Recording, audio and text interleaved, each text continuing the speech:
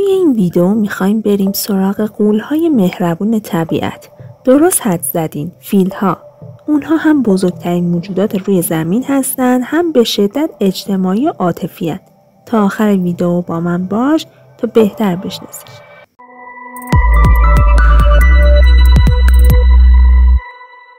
فیل‌ها جانورانی بزرگجثه و گیاهخوار و تنها بازماندگان راسته فیلسنان هستند.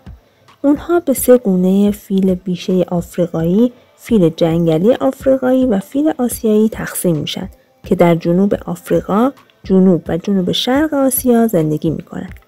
فیل بیشه آفریقایی بزرگترین و فیل جنگلی آفریقایی کوچکترین گونه فیله. به غیر از اندازه بزرگشون، خرطوم و عاجشون اونها رو از بقیه پستاندارها متمایز میکنه. خرطوم فیل‌ها حاصل اتصال بینی و لب بالاییه.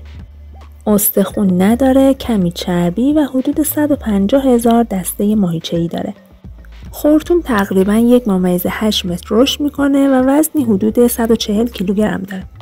خرطوم فیل‌ها مثل دست براشون عمل میکنه و کاربردهای زیادی براشون داره. گذاشتن غذا توی دهن، نوشیدن آب، برداشتن و جابجا کردن بار، حس بویایی، تولید صدا و نفس کشیدن. فیل‌ها برای ابراز احساس و تمایل برای تولید مثل خرطومشون رو تو هم حلقه میکنن. عاج فیل‌ها در واقع دومین دندون پیشین بالایی اونهاست.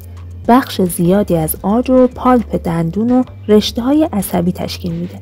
فیل‌ها از عاج‌ها برای دفاع، خوردن غذا، کندن زمین و جابجایی اشیاء سنگین استفاده میکنن.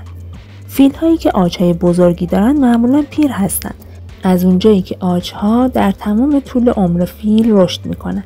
عاج فیل‌های ماده کوچکتر از عاج فیل‌های نر هست. فیل‌ها میتونن روزانه 60 گالن آب و 250 کیلوگرم یونجه بخورن.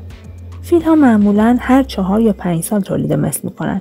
اونها طولانی ترین مدت بارداری رو در بین جانوران خشکی دارن که تقریباً تا 2 سال طول میکشه. فیل‌های ماده معمولاً تا حدود 50 سالگی باردار میشن. در هر زایمان معمولاً یه نوزاد 100 تا 150 کیلوگرمی به دنیا میاد، ولی دوقلوزایی هم در اونها دیده میشه. از اونجایی که خرطوم نوزاد فیل ماهیچه‌های سختی نداره، میتونه به راحتی شیر بخوره. گله فیل‌ها از نوزاد به شدت محافظت میکنه. نوازش بچه فیل خیلی مهمه، چون اگه بچه‌ای تماس زیادی با مادرش نداشته باشه خوب رشد نمیکنه. فیل‌ها پوست خیلی محکمی دارن، طوری که ضخامت اون در قسمت‌هایی از پشت و سرشون به 2.5 سانتیمتر میرسه. رنگ پوست فیل‌ها معمولا خاکستری و در بعضی قسمت‌های خاص قهوه‌ایه. پوست پرچین و چروک اونها نسبت به اشعه ماورابنفش خورشید حساسه. به این خاطره که فیل‌ها توی گل حموم میکنن یا روی سر و پشتشون خاک میریزن. این کار به دور شدن مگس و حشرات هم کمک میکنه. مغز فیل یه عضو بسیار توسعه یافته است و اندازهش تقریباً 4.5 تا 5.5 کیلوگرمه که معادل 3 تا 4 برابر اندازه مغز انسانه. فیل‌ها باهوشتر از اونی هستن که ما فکر میکنیم. هوش فیل‌ها ابزار اصلی اونها برای حفاظت از خودشونه. نتایج تحقیقی نشون میده که فیل‌ها میتونن از طریق شنیدن صدای انسان، جنسیت، سن و زبان اونو شناسایی کنن و به وسیله اون خودشون از خطر نجات بدن. فیل‌ها بزرگترین حنجره و دیافراگم بین جانوران خشکیزی دارن.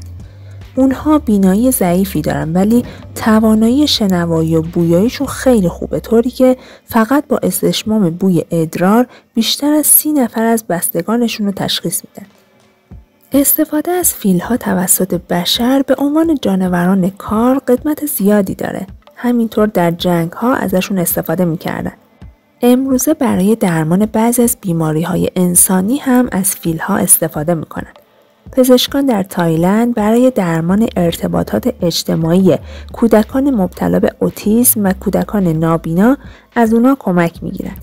در طب سنتی هم از عاج و گوشت فیل در بعضی مناطق استفاده میشه.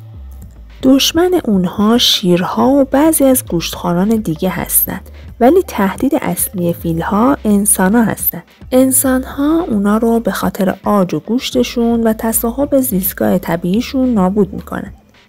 بر اساس گزارش اتحادیه بین‌المللی حفاظت از طبیعت IUCN در سال 2015 شکار غیرقانونی فیل‌های آفریقایی در سال 2014 نسبت به سال قبل از اون تغییری نکرده و فیل‌ها با سرعت بیشتری نسبت به سرعت طبیعی زاد و ولدشون کشته میشن.